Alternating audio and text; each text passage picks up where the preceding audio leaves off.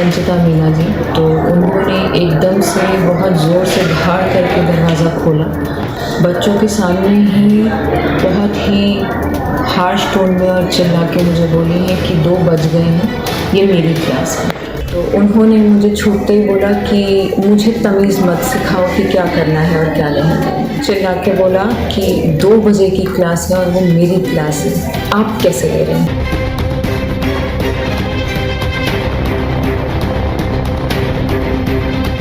सपनों का घर अब दूर नहीं, क्योंकि पीएनबी हाउसिंग फाइनेंस लाया है आसान और भरोसेमंद होम लोन। वो भी सागर से 75 किलोमीटर तक दूर के सभी लोगों को मिलेगी खास सुविधा। तो पता याद रखे, 2nd floor, Kaveri complex, Makronia, Sagar, Madhya Pradesh. Sagar central university के मनोविज्ञान विभाग में शुक्रवार को क्लास टाइम को लेकर 2 महिला असिस्टेंट प्रोफेसर के बीच विवाद इतना बढ़ गया कि हाथापाई हो गई और मामला थाने तक पहुंच गया। वही आरोप है कि असिस्टेंट प्रोफेसर दिव्या भनोट अपने तय समय से 10-15 मिनट ज्यादा क्लास में रुक गई, जिस पर अगली क्लास लेने आई असिस्टेंट प्रोफेसर संचित मीणा से कहासुनी हो गई और बात मारपीट में बदल गई। और शिकायत पर सिविल लाइन पुलिस ने केस दर्ज किया है।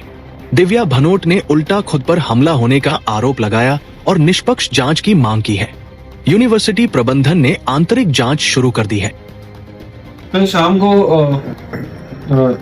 यूटीटी से साइकोलॉजी विभाग से संचिता मीना फरियादियां है, असिस्टेंट प्रोफेसर साइकोलॉजी डिपार्टमेंट में, उनके द्वारा थाने पर आकर कंप्लेंट की गई कि उन्हीं के साथ ही असिस्टेंट प्रोफेसर महिला प्रोफेसर हैं, जिनके द्वारा इनके साथ मारपीट की गई, जातिसूचक शब्दों का उपयोग किया गया, गाली गलौज की गई। उसी पर यह अपराध पंजीबद्ध हुआ है अनावेदिका महिला प्रोफेसर के खिलाफ। और लड़ाई का कारण ये रहा कि जो आरोपियां हैं महिला प्रोफेसर, उनका एक बच्चों का पीरियड ले रही थी, टाइम एक्सेस होने के कारण फरियादियां जो है असिस्टेंट प्रोफेसर संचिता मीना ने बीच में इंटरवेन किया कि हमारा पीरियड हो रहा है, 15 मिनट एक्सेस हो गए। इसी बात को लेकर नाराज हो गई, उनके साथ हाथापाई हो गई।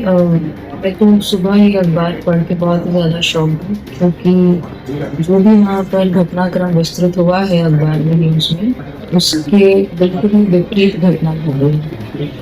तो 1 से 2 मेरी क्लास होती है मास्टर्स के फर्स्ट सेमेस्टर के स्टूडेंट्स के साथ। तो उनके प्रेजेंटेशंस चल रहे थे। प्रेजेंटेशंस के दौरान 2 बजे से समय थोड़ा सा पार हो गया, तो 2:10 के करीब जो मेरी कलीग है संचिता मीना जी, तो उन्होंने एकदम से बहुत ज़ोर से धाड़ करके दरवाज़ा खोला और बच्चों के सामने ही बहुत ही हार्श टोन में और चिल्ला के मुझे बोली है कि 2 बज गए हैं, ये मेरी क्लास है। तो मेरा फ़ोन का फ्लैग बंद रहता है, मैंने तुरंत समय चेक किया और देखा कि हाँ 2:10 के ऊपर हो रहा था समय। तो मैंने बोला कि ठीक है, मुझे समय का पता नहीं लगा और मैं 5 मिनट में वहीं कर दिया। तो इतने में उन्होंने बोला कि ज़ोर से बोला ठीक है करके, और बहुत ही पता नहीं क्यों इतनी क्रोध निकली, क्यों घूट रही थी, मैं नहीं समझ पाई। लेकिन जब क्लास खत्म के बाद बाहर आके कॉरिडोर में बात हुई, तो कॉरिडोर में मैंने उनको सिर्फ यही बोला कि मैंने कहा संचिता, मैं मानती हूँ कि समय थोड़ा सा आगे बढ़ गया था, लेकिन एक प्रोफेशनल सेटअप का एक डेकोरम होता है, एक डिग्निटी होती है, एक तरीका होता है। आपको या तो नोट करके आना चाहिए था या कम से कम आराम से दरवाज़ा खोलती, तो ये अच्छा नहीं लगता। तो उन्होंने मुझे छूटते ही बोला कि मुझे तमीज़ मत सिखाओ कि क्या करना है और क्या नहीं। मेरे हाथ में छोटा मोटा सामान था, तो मैंने अपने कमरे में रखा और अपने कमरे के बाहर पास में ही थी, तो मैंने उनको बोला, मैंने कहा प्लीज़ आप आज के बाद ध्यान रखिएगा इस चीज़ का। तो मुझे उन्होंने फिर चिल्ला के बोला कि 2 बजे की क्लास है और वो मेरी क्लास है, आप कैसे ले रहे हैं। मैंने कहा मैं आपकी क्लास नहीं ले रही थी, और भले ही थोड़ा सा एक्सटेंड हो गया मैं मानती हूँ, लेकिन बात करने का एक तरीका तो होता है ना, हम एक डिग्निफाइड जगह के ऊपर है, कोई छोटी मोटी जगह नहीं है। तो उन्होंने मुझे छूटते ही बोला कि बदतमीज औरत हो तुम। मैं मैं नहीं समझ पाई ये उन्होंने क्यों बोला, क्या बोला। और ये बोल के उनके कमरे की तरफ वो गई, मैंने पीछे जाके उनके कमरे के बाहर ही खड़ी थी, मैं वो जस्ट अपने कमरे के अंदर खड़ी थी, और मैंने उनको बोला कि आपने क्यों बोला ये ऐसे मुझे। तो मेरे बाहर और उनके अंदर के बीच में एक लकड़ी का दरवाज़ा था, और वो मुझे चिल्ला के बोली कि मुझे तुमसे बात नहीं करनी। मैंने ज़ोर से उन्होंने दरवाज़ा बंद किया, जो एकदम से मेरे यहाँ पे किया। मुश्किल था इस चीज़ को संभाल पाना। मैंने चौखट को पकड़ा और दरवाज़ा मैंने खोला, और मैंने उनको ऐसे हाथ करके मैंने बोला, मैंने कहा ये देखो ये तुमने क्या किया है। उनको शायद लगा कि मैं उनको अटैक कर रही हूँ या कुछ कर रही हूँ, उन्होंने मुट्ठी मेरे यहाँ हाथ में, और वो जो चोट थी वो बहुत ज़ोर से लगी मुझे। मैंने तुरंत टेबल को पकड़ा, पास में टेबल था।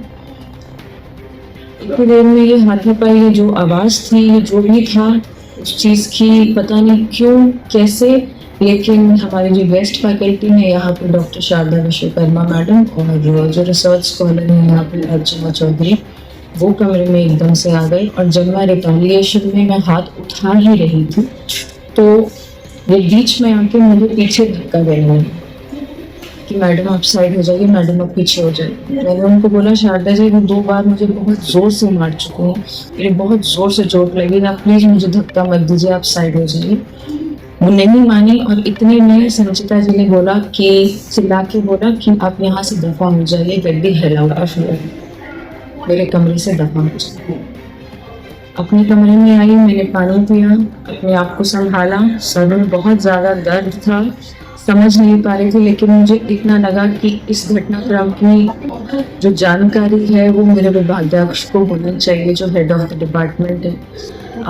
उनको मैंने गाड़ी में बैठ के मैंने फ़ोन किया, और मैंने इस तरीके से बोला कि सर आपसे मिलने आना है, आपको एक बात के बारे में बताना है। तो उन्होंने बोला कि मैं उज्जैन के रास्ते में हूँ, और मुझे शारदा जी का फ़ोन आ गया था इस पूरे घटनाक्रम के बारे में, और मैंने जो है प्रॉक्टर मैडम को फ़ोन कर दिया है, तो वो आपसे अगर आपको फ़ोन करें तो आप उनसे मिलने चले जाइए। तो मैंने फिर भी उनको पूरे घटनाक्रम के बारे में जानकारी दी, और उन्होंने बोला कि जब मैं वापस आऊँगा तो इसको मैं देखूँगा। मुझे उसके बाद 2 से 3 उल्टियाँ आई, लेकिन फिर भी मैंने थोड़ा सा पानी पिया और डीन सर के पास गई हूँ। डीन सर के पास बैठ के मैंने सारे घटनाक्रम की जानकारी जब दी, तो मुझे तुरंत उल्टी आई है, और वहाँ के ऊपर भी मेरा तबीयत खराब हो रही थी। सर ने भी किसी कारणवश वो उस दिन कल निकल रहे थे, तो उन्होंने बोला कि वो भी वापस आके इसको डिपार्टमेंट लेवल के ऊपर अच्छे से बैठ के सॉर्ट आउट करेंगे। और मुझे उन्होंने ये बोला कि आप प्लीज़ जाके अपनी तबीयत का ध्यान रखिए या डॉक्टर को दिखाइए, लेकिन आप ठीक नहीं हैं। वहाँ से बाहर निकल के मुझे और उल्टी आई, तो मैं तुरंत पास में ही हेल्थ सेंटर है यूनिवर्सिटी का, डीन सर के डिपार्टमेंट के पास, मैं वहाँ आ गई। और वहाँ जाने के बाद मेरी तबीयत ख़राब हो गई, जहाँ मैं बेहोश हो गई, वहाँ उल्टी भी आई, और उन्होंने इंजेक्शन दिया, जो भी वो मुझे एड दे सकते थे उन्होंने वो दिया। लेकिन उसके बाद भी मैंने दोफा सर को वहाँ से जब थोड़ा दवाई लेने के बाद मैंने कॉल किया कि सर ऐसा ऐसा आपसे बात कर रही हूँ, तो सर भी किसी कारणवश ट्रेन में थे। उन्होंने मुझे बोला कि जो भी हुआ है उसका आप मुझे मेल भेज दीजिए। अभी मैं मेल टाइप कर ही रही थी, तो मुझे तुरंत दोबारा उल्टी हुई और दोबारा मैं चक्कर खा के गिर गई। तो मेरे हेल्प करने के लिए साथ में कॉलीग्स थे मेरे दूसरे डिपार्टमेंट से, उन्होंने ही शायद डोफा सर को इन्फॉर्म किया कि मैडम दोबारा चक्कर खा के गिर गई हैं और उनको बीएमसी में हम लेके जा रहे हैं, रेफर किया है।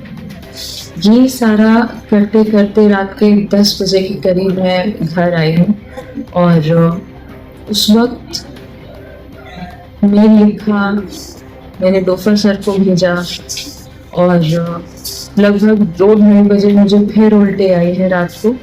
मैं उठी, मैंने पानी वानी पिया, घर वाले साथ में थे, तो ठीक होने के बाद मैंने यही मेल रजिस्ट्रार सर को भी भेजी, क्योंकि मुझे लगा उनको भी पता होना चाहिए। चंदा बहन मैम को मैंने बहुत फ़ोन किया, लेकिन उन्होंने उठाया नहीं। मुझे लगा कि हेड सर ने मुझे बोला है कि उनसे आप बात कर लेना, अगर वो बुलाती हूँ तो मुझे लगा एक बार मुझे ही फ़ोन करना चाहिए, लेकिन मैडम किसी कारणवश उठा नहीं रही। सुबह मैंने देखा तो शौक था मेरे लिए। अब आगे क्या एक्शन लेंगे?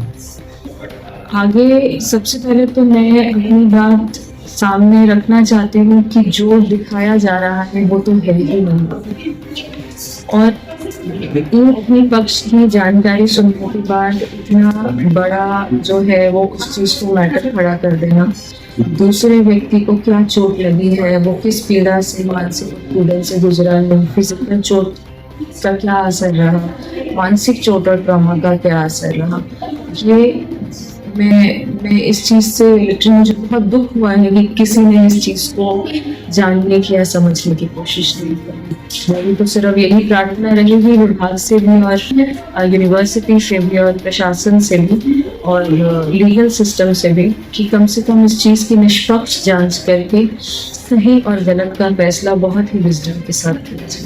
सपनों का घर अब दूर नहीं, क्योंकि पीएनबी हाउसिंग फाइनेंस लाया है आसान और भरोसेमंद होम लोन।